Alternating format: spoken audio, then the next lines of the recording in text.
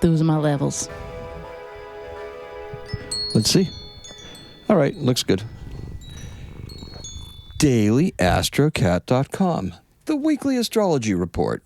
On this week's Daily Astrocat Astrology Report, we talk about Venus square Jupiter, the Sun opposing Neptune, and the Sun trine Pluto.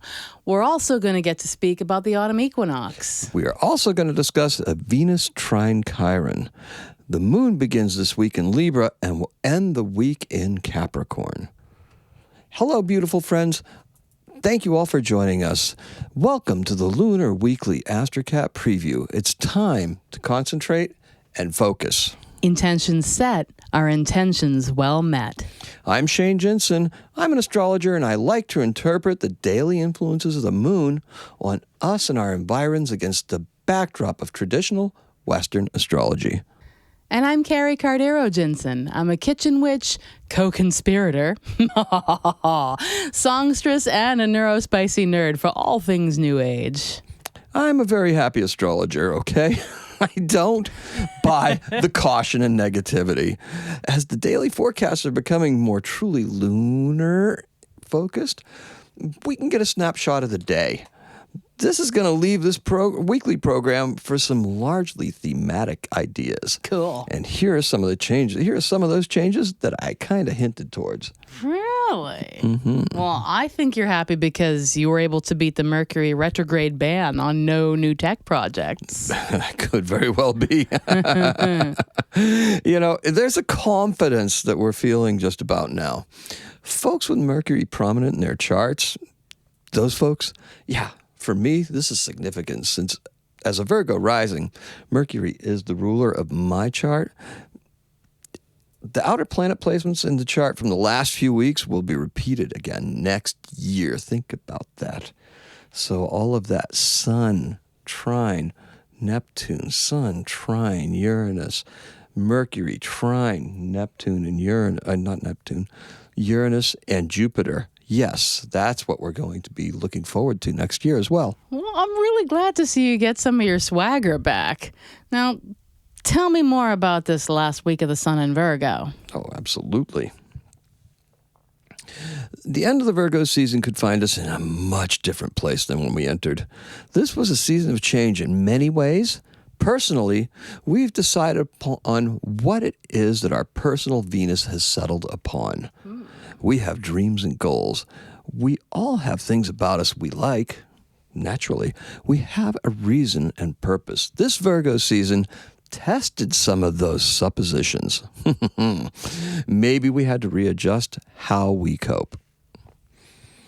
There's a tightening of the screws that's ongoing, and this Mercury had us fall back on some of our older ideas. Our actions are better considered and deliberate. The lack of speed will be frustrating to some. Last week, we had 3 planets stationing. That means they're just kind of looking like they're stopping in the sky, not progressing, not moving. That intensifies their focus. That means there was very little movement and a precise level of that intense focus that allowed us to get some pretty excellent work done. Nice. So these older ideas gave way to a few newer ones that you kicked around, huh? I didn't change. You did, okay? What? Oh, yeah, I suppose. The creativity of Neptune as she opposes Mercury has also deepened. Such a compelling thing to understand. It really is. There's a cosmic clock that can mark the hours and regulates energy. Think about this. There is? Yes. Sign me up. Okay, so Virgo's fascination with astrology deepens with this placement of Neptune being opposite it. If this is helpful, then the planets in Virgo or the Earth signs will resonate with this in a very curious manner. After all, Virgo is hardworking, versatile, and fascinated by Pisces. Now, believe me, if you say it once, you say it twice. It's a thrice, okay? It's not Beetlejuice. Just ask Lauren Boebert, okay? Anyway, Venus and Jupiter, I'm going to have to show her this later. She doesn't even know. Venus and Jupiter form their third and final square. Squares are conflict that occurs when by two signs in a similar modality. The astrological modalities are cardinal, fixed, and mutable.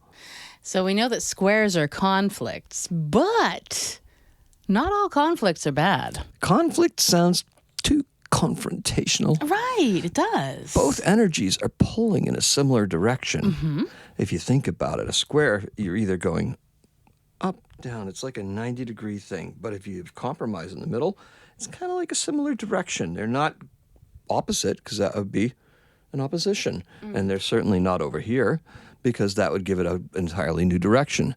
This give and take will cause us to drift in a hybrid direction, neither north nor east, just northeasterly.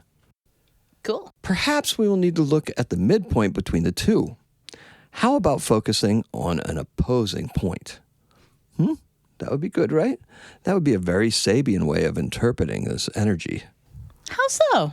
The exact opposite is the means that we use, or that we need to use to arrive at the point of the current position on the zodiacal wheel. That word always trips me up, okay? Zodiacal, yes, maniacal, zodiacal, zodiacal, I don't know what it is. Pterodactyl. Zodiacal. Pterodon. Okay, anyway.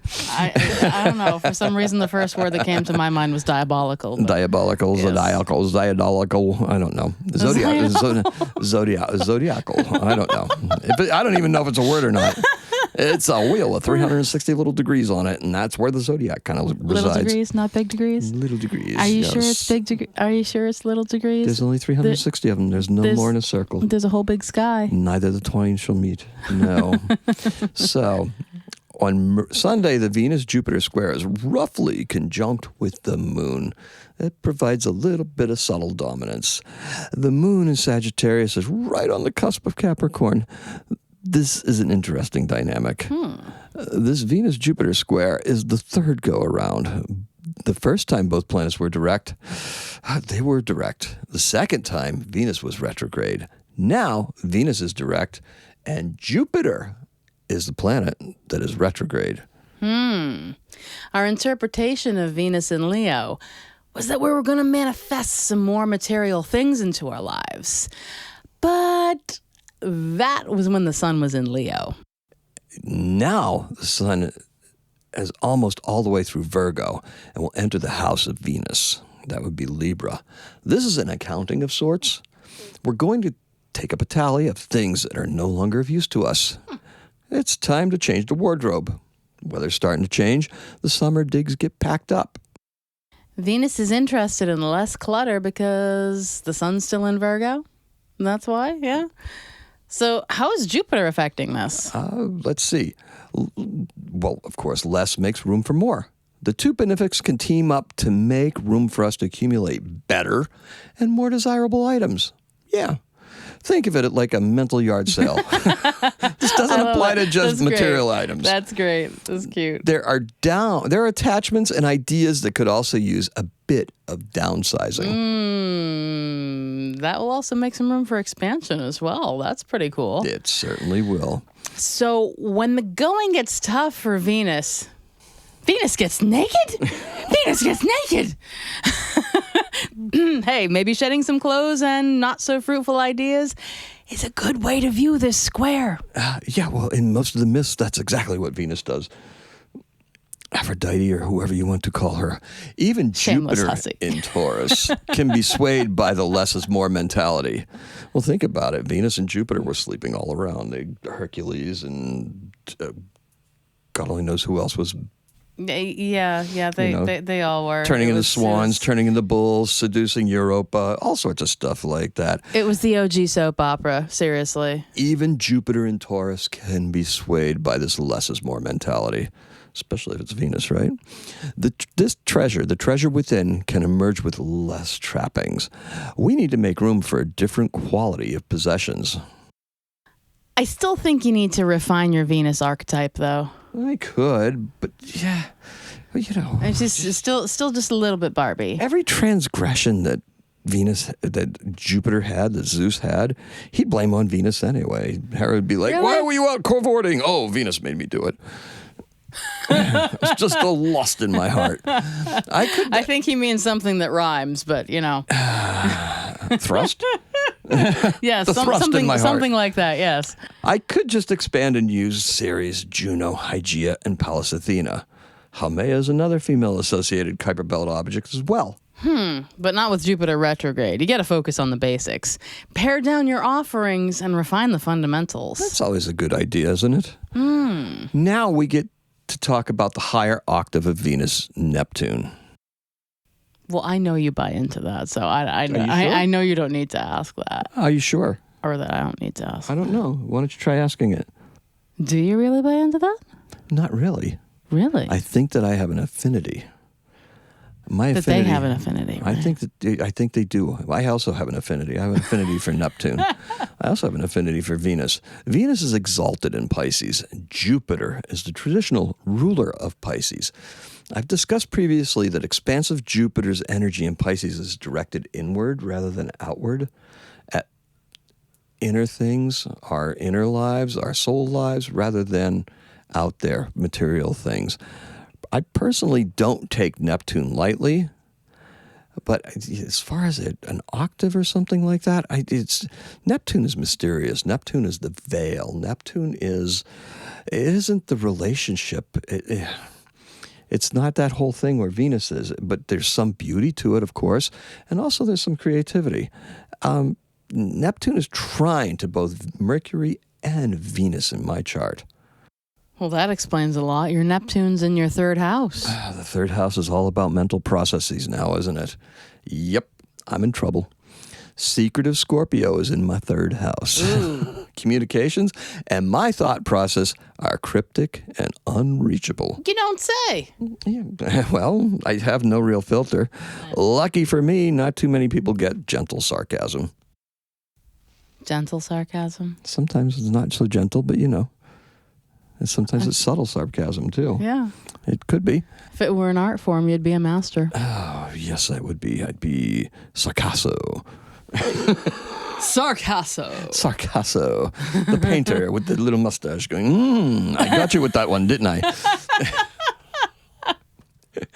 Is Neptune a higher octave of Venus? Intuitively, I see them as both beautiful females. They have a similar vibe. It stops there. I see Neptune as antagonistic at times. Delusions and distortions can have a pretty face. The lure of escapist devices is also quite harmful. If Neptune were a higher octave, wouldn't love be a Pisces thing? Instead, we associate Pisces with a love that borders on martyrdom. Really? Yes. Let's get into that a little more. That's weird. What was once a high calling, the martyr, the person being, praying devoutly while they're being slain, is now a psychological flaw. You have a martyr complex. Goodness gracious, is there anything positive about Neptune? Tons, but you really have to go through a test to find it. Neptune's children produce some of the finest art. Neptune has deep intuitive gifts. Sometimes they are too difficult to bear. Foresight, empathy, and psychic ability are associated with Neptune. It is knowing versus knowing. You can pick which one gets air quotes, okay? The depths are harrowing. Wow. So, okay. Back to the Sun-Neptune opposition, perhaps? Sure. Do you embrace your otherworldliness or reject it? Regardless, for this week, avoid some alcohol and try to You're making up your own words. Try to dive deeply into creativity. All right, so dive deeply. Creative people need to dive deeply into their creativity. Okay, this week needs a creative solution, like new words, like dive. Like dive. We're going to dive into it. That's just an abbreviation of dive deep. Deep dive. No, dive. maybe it's just a diva, just for short. Dive. Oh, div. Div. I'm a div. Okay. We're going to deep dive like a diva. We're going to div. Div, yes. Div. Cryptic thinkers make great coders. Let's get weirdly creative. Nice. Yeah, we're going to dive into this.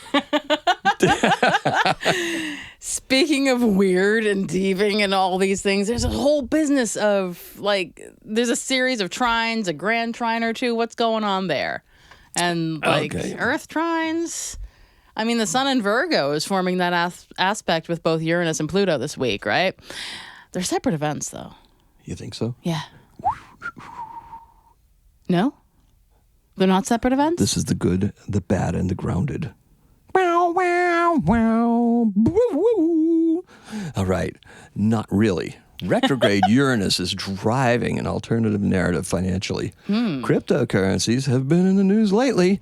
Think about this one, however. The rise in commonality of artificial intelligence also coincides with Uranus in Taurus. Oh. Damn. The technology is just another tool in the kit. I mean, you see generative AI works everywhere. Even I've played with some aspects of it, and I'm not particularly tech prone. So You're actually pretty good at it. Fine. It's a good imagination. You just have the words that you want to see, and you're able to put it down and get it to spew out something that looks pretty decent.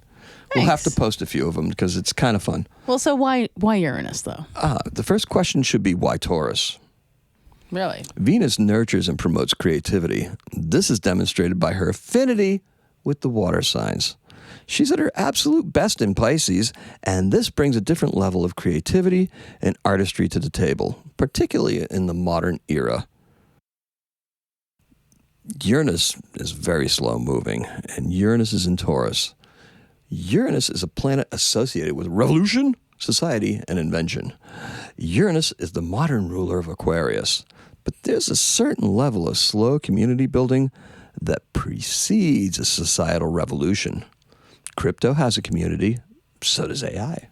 Astrology, which Uranus is said to rule, also has very much a community. No way. I could go off the rails here. However... Yeah, that's better left to a longer article. Didn't you begin to build into that website, though? Build that into the website? Maybe. I could have. Think about it. All that organizational stuff sounds very Saturn, doesn't it? And the traditional ruler of Pisces, of Aquarius rather, not Pisces. Pisces is Jupiter. The traditional ruler of Aquarius is Saturn. Think about that community building aspect. Yeah, it's all that. Yeah, all the knowing social the rules structure before you break them. Yeah, the social structure stuff, and that was moved into Aquarius, and thinking of more expansive ways where typical Saturn connotations are now just the, Think about it. You can't have a revolution overnight. You have to build up those people. No, that's right. I'm very close to being able to get this done in our website so we can post these kind of articles. It's also important to me that I figure out how to do this on my own. I don't know why. Another slow-moving social revolution. Earth trines are very practical. Jupiter and the Sun are seen as very harmonious. This is how we segue into the Sun-Jupiter trine. It's a great way for the Sun to prepare to enter the Libra season. Growth and expansion are highlighted. Throw Pluto into the mix, and that growth is ready to be acted upon. Planet of transformation, blowing stuff up, regeneration. We're going back. It's in Capricorn. It's going to go back into Aquarius. This is the week to finally get moving. Finally. Wow. Yeah. I mean, we have to. Ideas have been set in motion for a while now. The time to begin implementing these ideas is right now. I feel like Mars is strangely quiet. Mars is in a strong and silent sextile with Venus. Strong silent type. I like it. Yeah, it's time for the treasure bath. Remember her? Venus, she's in Leo, and she wants everything and more. She's got the treasure. Mars is taking the bath. Treasure bath. Mars has his task before him. Mars, I need more treasure for the bath. I got to get out of the bath and get more treasure. Provide the house of Venus with what she desires. Slowly. And this isn't about you. Okay? It's not about you. The first house is about you. you and you. Libra in the 7th house is about us. The focus is on you as a spouse, partner, and associate, or for your partner, spouse, or associate. This is about creativity, commonality, and breaking down the barriers that may be holding us back. These are deeply submerged in our subconscious. We will need to revisit the 1st and 7th house issues in order to unlock the door to who we really are and who we would like to ultimately be. We did an exercise similar to this. It was very interesting, illuminating, in fact. Your insistence on looking at Chiron provided me with an aha moment. Oh, yeah. When we were looking at that in my chart. Very profound. And perhaps this can help everyone out there. Yeah, because we were just talking about like what was bugging me and just getting into like some psychological stuff. And I just suggested looking at Chiron, and that kind of explained a lot more things. Mars in Libra opposes Chiron right now in Aries towards the end of the week, and actually it occurs on Sunday. Chiron in our chart represents our past wounds, areas where we've been hurt and hobbled. We can overcome these debilitating wounds with some very deep work. Here, Mars is showing us how to begin. The opposing house of my natal Chiron, in my case, it's the first houses, holds the key to understanding my Chiron issues. It did hold the key to understanding your Chiron issues. This Mars-Chiron event invites everyone to begin a similar exploration. Everyone? How's that? Well, think about it. Chiron is in Aries. Aries is the first sign of the zodiac. It's a beginning. Huh? The wounded healer is in the beginning. So right. If we take that opportunity to look at our wounds from a very circumspect place, which is directly opposite it, which is Mars in Libra. Right, kind of like... We're going to be able to harmonize ourselves. Almost like thinking from a mirror, in a way. Like the opposite thing. Perhaps, yeah. But that helps to bring that around. And you can do it through your chart. This is how you do it.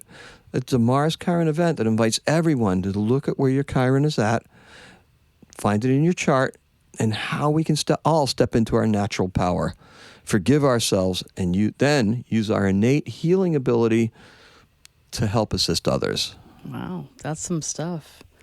Sounds like some higher consciousness community-related things. Believe it or not, we all have the capacity to help each other. When the sun enters Libra, the hunger of Venus in Leo will subside. Now she has more of her gents working on her behalf. Yeah, I got them in my house. Yeah.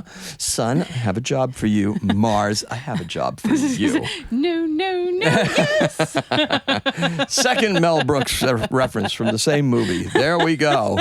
We love you, Mel. Okay, so when the sun enters Libra, oh yes, the hunger of Venus, yes. It begins a healthy focus on ourselves into Libra. Okay, this is what it brings. It's going to bring a healthy focus. The sun brings that healthy focus from that Virgo consciousness into Libra in the first couple of days. And this is where we really want to be able to work on ourselves and heal. So it's not just like, holy cow, it's not ridiculously humid out and it's like under 70 degrees and I can like actually obtain oxygen in my lungs when I go for a walk. It's also the planets, huh? Mars is already here in Libra, so we're working in a very measured and deliberate way. Now, use this new season to help yourself and to the abundance of the season. It's the harvest season. Help yourself to it. And that's what we got for you. This is going to bring us to our best days of the week. So I'll be asking you. I guess so. Since I wrote it, you didn't have anything to do with this, no, so might as well. I didn't this week. So, the best day for love this week? The best day for love is going to be Thursday. The moon in Sagittarius is optimistic and hopeful.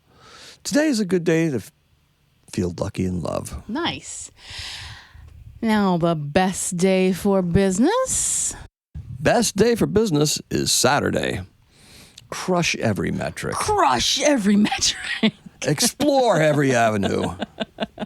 Well, I thought you had there you go. Perfect. Seek better things for yourself and your long-term prospects. Your long-term prospects. Long-term prospects. That's right. Further awaken your creativity. Time to wake up and change the page. There you go. Awesome. Riveting. 2 cameras and it's still slow as heck. All right. I just made the best reference ever. Okay. The best day for health? Is Saturday. One way you're not mad. Venus is a trine with Chiron. Do it for the camera. Do it for the camera. Do it for the camera. I just did it for the camera. Okay. Well, there's a lot more things you have to do for the camera.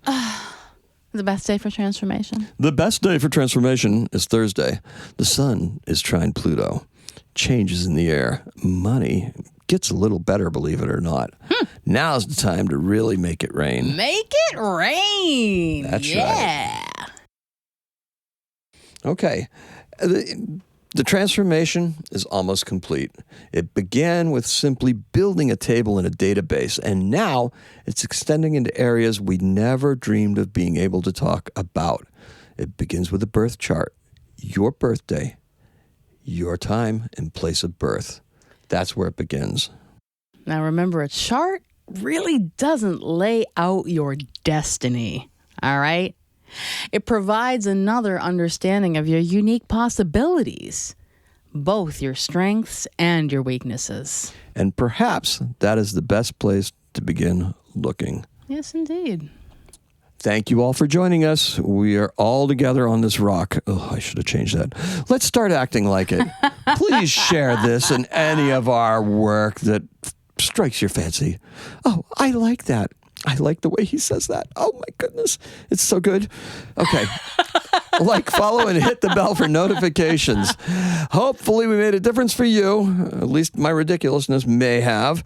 And you can also make a difference for us, too. I hope you all worked your magic this week. But talk to us. Feed us some feedback on our socials, our reels, our videos. Visit our website, daily-astrocat.com, and sign up for emails. You can listen daily on the media player there or anywhere you get your podcasts. All right. Hey, this is a big week ahead. Can we deliver on promises we made to ourselves? Perhaps. We're always keen on delivery on promises we make to others. And yeah. Why not to ourselves, right? To thine own self be true. Shakespeare had Hamlet say that, you know. We've really got to take this to heart. Forget about what the others are saying or doing. Seriously. Find your own chandelier to swing from.